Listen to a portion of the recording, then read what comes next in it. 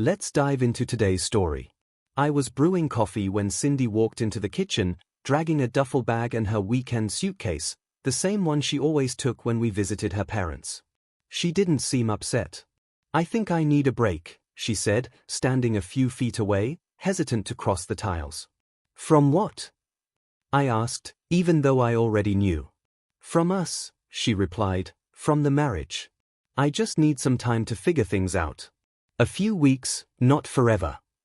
I studied her for a long moment. She wasn't crying. Her voice was steady, rehearsed perhaps, not the exact words, but the way she delivered them. She seemed ready for pushback, but I offered none. "Okay," I said and stepped aside. "No questions?" she asked. "No," I answered. She blinked. Maybe she expected anger, promises, or some dramatic plea, but the distance had been there for weeks. She was present but only halfway. Sometimes her silence at dinner felt louder than traffic. She moved toward the front door. No hugs, no arguments, just an over-the-shoulder, "I'll be in touch." Then she was gone. The lock clicked behind her. I stood there, unmoving, not thinking, just existing. That was Saturday. By Sunday, the house felt twice as empty, not heavy, just vacant. The first week passed in autopilot. I woke at 6:15, hit the gym, showered, and buried myself in work and emails. Cindy's slippers still sat by the bed. I left them there. I wasn't denying her absence, I just didn't feel the need to rearrange the house immediately. I wanted to feel life without her presence. Surprisingly, it wasn't unbearable. The quiet didn't suffocate me as I had expected. On Wednesday night, my younger brother Jonathan dropped by, carrying beers and a pizza, like we were back in college. He glanced around the living room. "You okay?" "I'm fine," I said. We didn't dwell on it, just watched the game and tossed a few jokes back and forth. The next morning, I noticed her favorite mug, the chipped red one, missing from the drying rack. She had taken it. That small detail confirmed everything. You don't pack your favorite mug for a short break. By Friday, I stayed late at work. Coming home, the house was spotless, leftovers on the counter. I watched a movie she always disliked and slept deeply. There were no emotional breakdowns, no showers spent crying, just space. Not the space she asked for, but the kind I didn't realize I needed. It was the 12th night since she left. I had poured a drink and was halfway through a slow wildlife documentary, one she used to say made her feel inexplicably sad. Around 11:40 p.m., my phone rang. Her name flashed on the screen. Not a single call or text since she walked out. I let it ring twice before answering. "Hey," she said, voice softer than usual, calm but slower, like she'd had a drink. "Hey," I replied. A pause.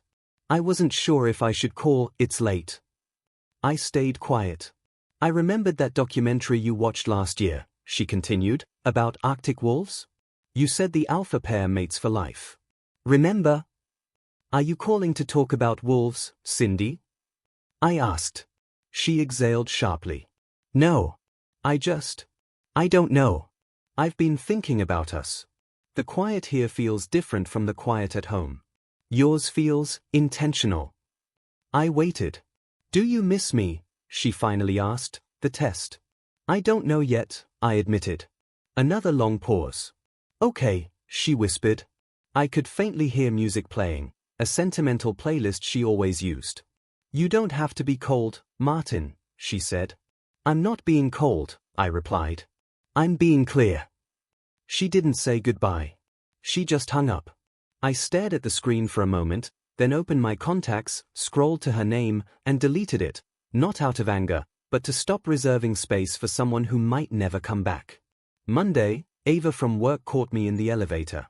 Sharp, blunt, and usually intimidating, she surprised me by speaking. "You've got a sec?"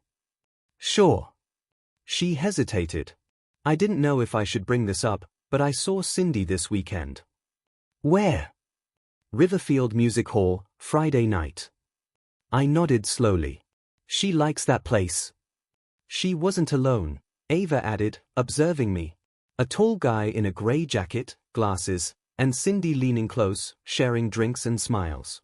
The unmistakable look of intimacy. I nodded again. Thanks for telling me. You okay? I'm fine, I said. That night, I sat with our wedding album for a while before sliding it into a storage bin in the closet. Not out of spite, but because the photos no longer reflected reality. I opened her side of the dresser. A scarf, a perfume bottle, an old hoodie, items she hadn't taken. I packed them into a small box, sealed it, and left it in the garage. No note, no drama, just action. She had wanted space, and she had used it, not to reflect, but to try someone else. The next morning, I drove downtown and filed for divorce. No hesitation, just a quiet decision that felt long overdue. Cindy had asked for a break, yes, but I realized something deeper. She hadn't paused the marriage, she had paused accountability. 3 weeks later, Saturday afternoon. I had just returned from a run when the doorbell rang. I opened it to see her, hair tied back, hoodie on, no makeup. But it wasn't her appearance that struck me, it was the uncertainty in her posture, the way she seemed torn between stepping in or stepping back. "Can we talk?" she asked. I didn't move at first, letting the moment stretch between us. Then I stepped aside. She entered slowly, like someone stepping into a dream she wasn't sure she still belonged in. Her eyes scanned the living room as though everything had changed, though nothing had, except for her absence. She paused in the center of the room, arms folded. "I've been thinking a lot," she began. I stayed silent, letting her continue. "These past 3 weeks, they've been confusing but enlightening. I thought I needed space to understand myself, but being away from you, from the house, everything. I realized how much I took what we had for granted." Still, I didn't say a word. She pressed on. "I miss how safe you made me feel. The routines, the quiet moments, even our little arguments. I miss all of it. I made a mistake. I want to come home."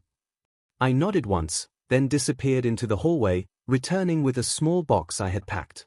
I set it down between us. Her gaze dropped to it. Her voice trembled. "What is this?" "Your things," I said calmly. "From the dresser, the bathroom, the drawer." She shook her head slightly, as if denying reality might make this moment vanish. "Wait, what are you saying?" she asked. I met her eyes. "You asked for a break. This is what that break gave me." She took a slow step forward. "Martin, please, take this. Grab your things and leave." Her lip quivered, but no tears fell yet. She hadn't realized the door she thought she could walk back through had already closed.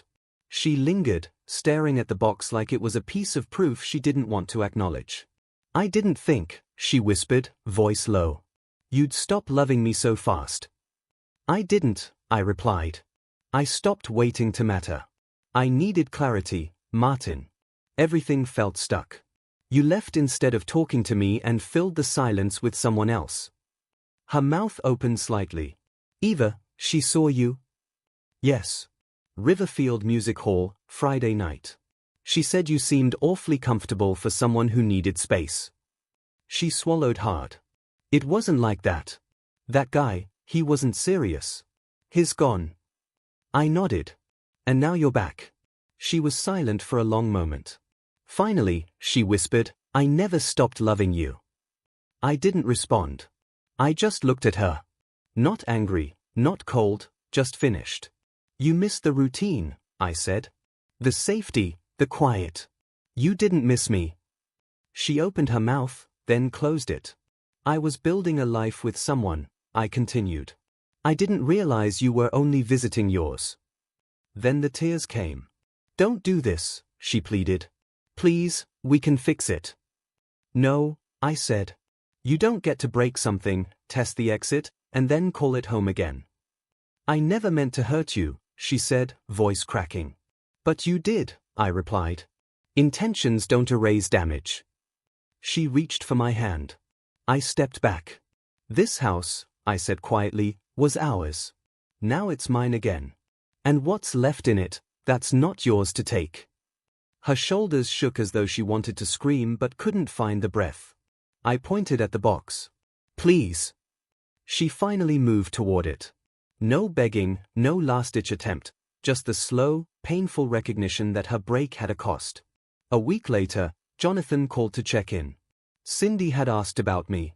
He didn't reveal anything, just asked the usual questions, how I was doing, if I was seeing anyone. I appreciated that he respected the boundary. Nothing left to explain. He paused before hanging up. You don't sound mad or sad.